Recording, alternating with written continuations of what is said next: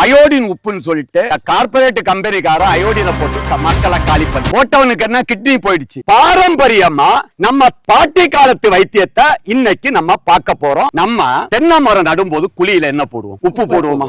எதுக்காக கல் உப்பு போட்டோம்? வேர்க்கரையம் வரக்கூடாது, குருத்தழுக கூடாது, வண்டுகள் வரக்கூடாது, வேர் நல்லா இறங்கணும் நம்ம போட்டோம். இப்ப விவசாயம் நடும்போது போடுறாங்களா? இப்ப கடையில போயிட்டு உருண மருந்த போடு மண்புழுக்களை சாகடிச்சு, வண்டு வரக்கூடாது, கண்ணு பழுப்பா இருக்க கூடாது, மரநாய் வரக்கூடாது, மட்ட கருப்பா கூடாது, எல்லாத்துக்கும் நம்ம உப்பு போட்டாலே வராது. இந்த உப்புல என்ன இருக்குன்னு கேட்டா இதுதான் நம்ம சமையல் உப்பு. உண்மையிலே இன்னைக்கு நம்ம அயோடின் உப்புன்னு சொல்லிட்டு இந்த கார்பரேட் கம்பெனிக்கார அயோடினை போட்டு மக்களை காலி பண்ணிட்டான். கல் உப்பு தான் சமையலுக்கு பயன்படும். அழுக்கான உப்பை பயன்படும். இதுல sodium, chlorine, magnesium, sulphur, manganese எல்லா ஊட்டச்சத்துக்களும் இதுல நிறைஞ்சது. கல் உப்பை சமையலுக்கு பயன்படுத்து.